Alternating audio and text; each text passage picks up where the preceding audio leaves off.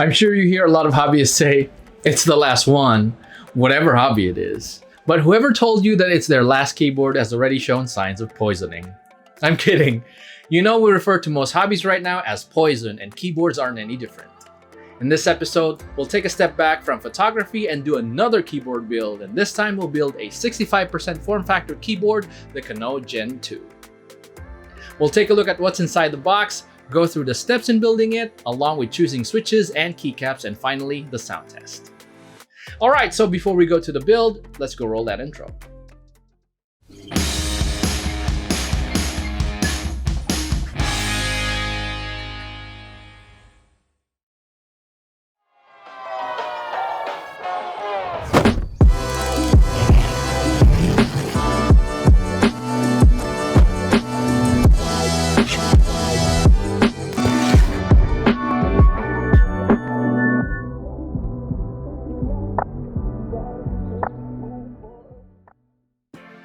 What is happening, folks? My name is Marvin Gray, and in this episode we'll do another keyboard build. This time we'll build an awesome and sleek looking board, the limited edition Percent Studios Canoe Gen 2 in the EVA-01 colorway. This pays homage to the Japanese anime titled Neon Genesis Evangelion, which aired in the 90s.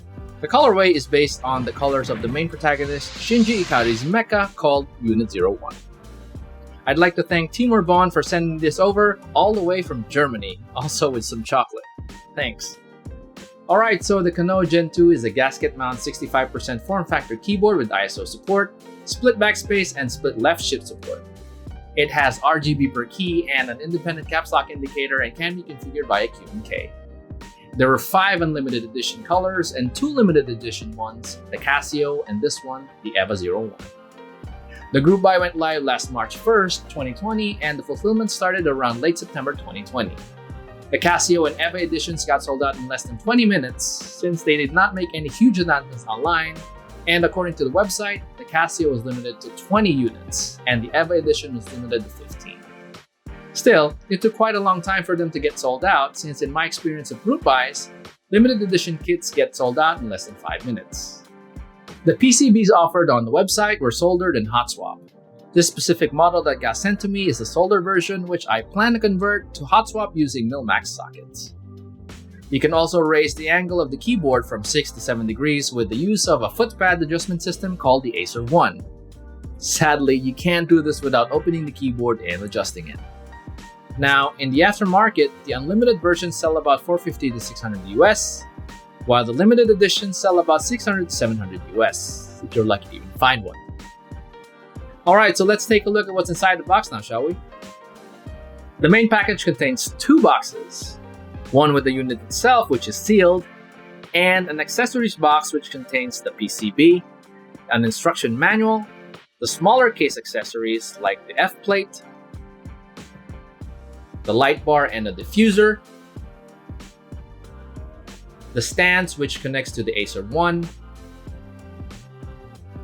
some silicone gaskets, an aluminum backweight and a PVD brass backweight, the Acer 1 which is the circular lock for the feet, and a silicone dampener. Since this is a soldering build, we need to have some soldering gear, a screwdriver with different heads, and tweezers. I used the Wow Stick, and it's a cheap buy but very useful. I urge you to invest in these equipment if you plan on building more than just one board. So let's do this step by step. As always, start by testing the PCB. Connect it to a PC and use anti-static tweezers to test each key socket.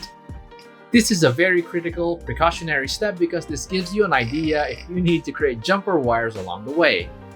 This also gives you some peace of mind when you know you're building a fully functional keyboard.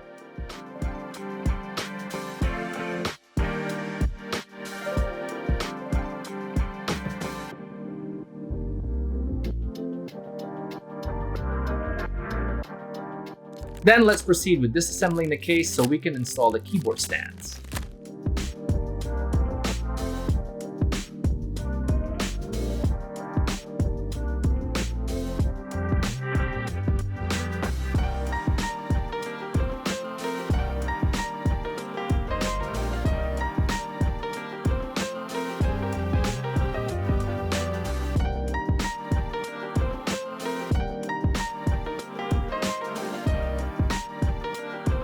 The one thing I don't like about how they build the stands is that the connection between the stand and the Acer 1 locks it in place, and you'd have to disassemble the board if you want to adjust the angle.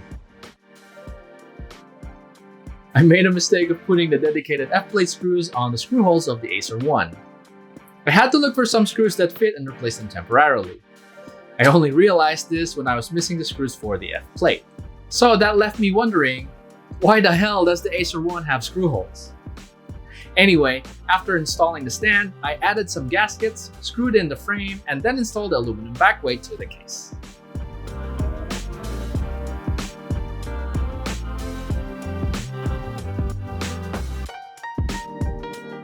Alright, so let's lay out the silicone dampener.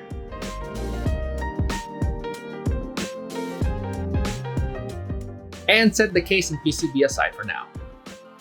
I wanted to preserve the color theme as close as I can, so I went ahead and looked for switches that can resemble the colorway and went with the linear Mito laser switches. Swapped with tangerine stems to get the purple and green EVA-01 colors.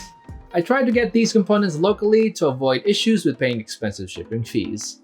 Unfortunately, I was only able to get 62 switches and went with the Lumia switches to fill in the rest. Lumia switches are tactile switches, so I placed them on the arrow keys and the escape key. The Eva Franken switches were lubed with Krytox 205 grade 0, courtesy of GMK, and filmed with Desk films. The Eva Franken switches are not too scratchy when left in stock, and smooth when lubed and filmed.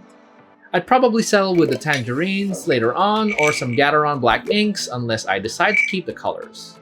Really, it's just the colors. In addition, there were a couple of group buys for EVA-01 switches at Kano Store, which are linears, and Shogoki switches, which are tactiles, so I'm quite excited for that. The other option which I used is the Lumia switch, which are tactile switches of a close colorway.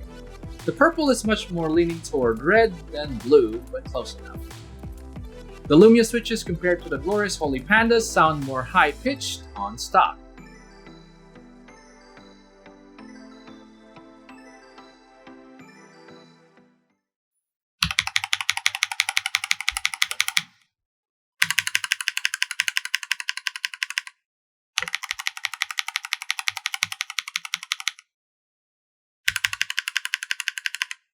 When lubed, they produce a thockier sound, but the GHP still sounds deeper.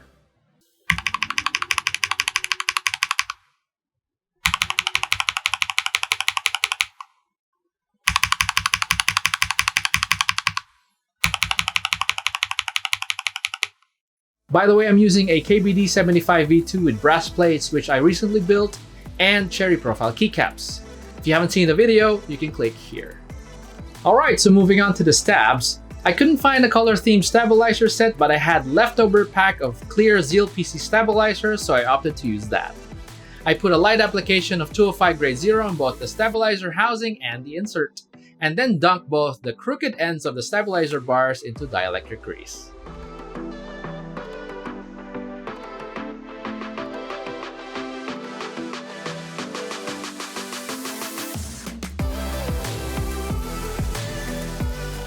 I used some leftover stab stickers from my last build for Band-Aid mods and then screwed in the stabs.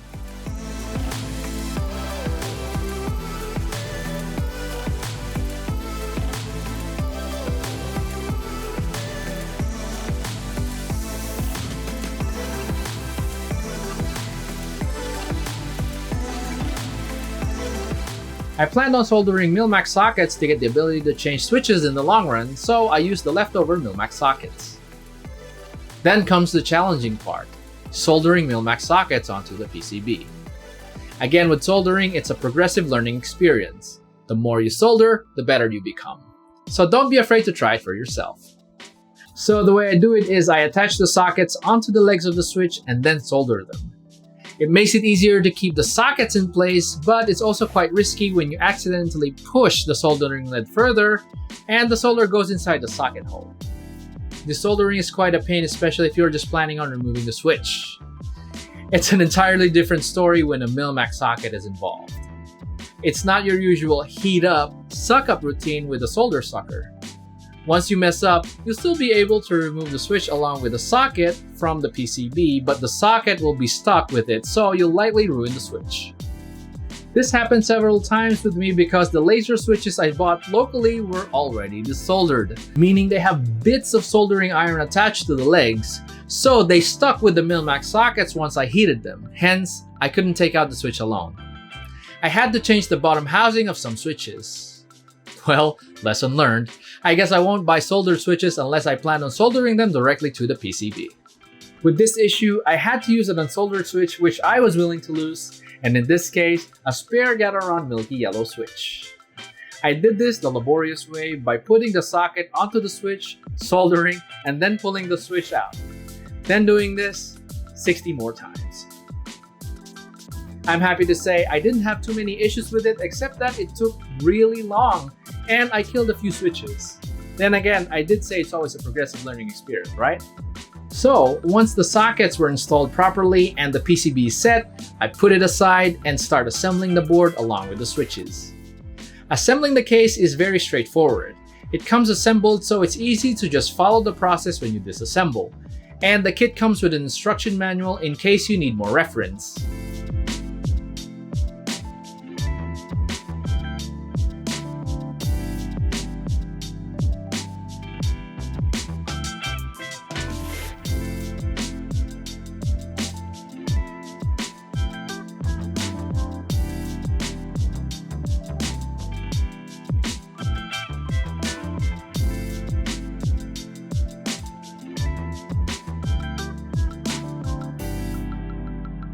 Now I build this for every possible configuration of the keyboard, so we can change it in the long run like stepped caps lock or not, and different configurations for Control, Alt, and Win key. Then comes the final piece of the puzzle, the keycaps.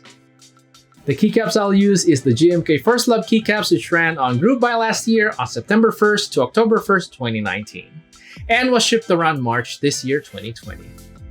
I got this off from the aftermarket as well since I wasn't in the keyboard scene when the group buy went live.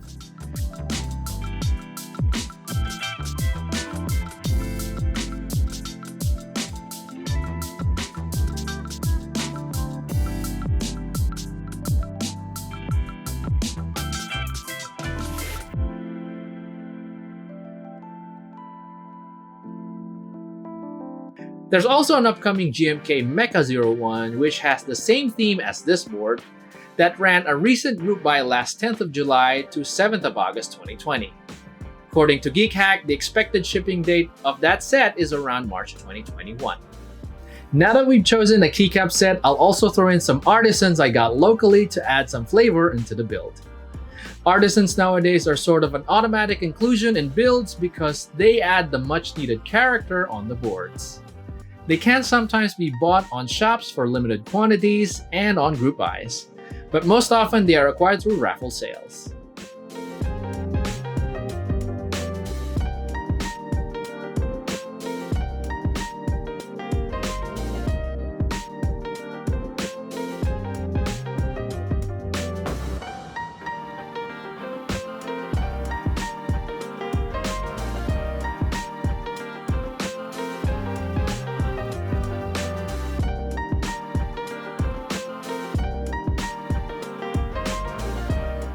Okay, so we're almost done.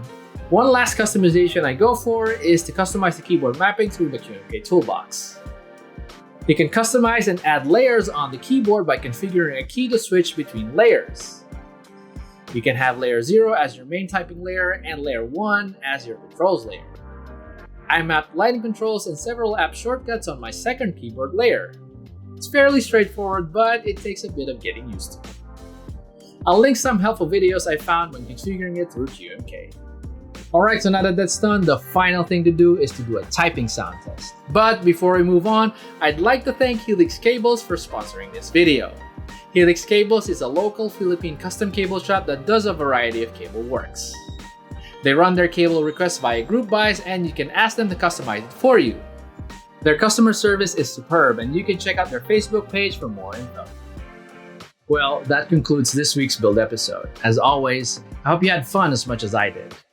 Overall, the board looks really nice and feels really premium.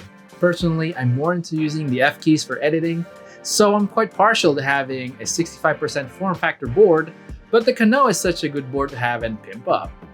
It's also reminiscent of my childhood days when I can watch a ton of anime shows after school, and Neon Genesis Evangelion was one of my favorites. I'd love to do another build video in the future, so if you'd like to feature your board in one of my episodes, leave a message on the comments or reach out to me through any of my social media handles. I hope you liked this video. Don't forget to hit that like button and that sub button if you haven't. Again, I'm Marvin Gray and thanks for watching, and if you'd love to see more videos like this, please let me know. Peace.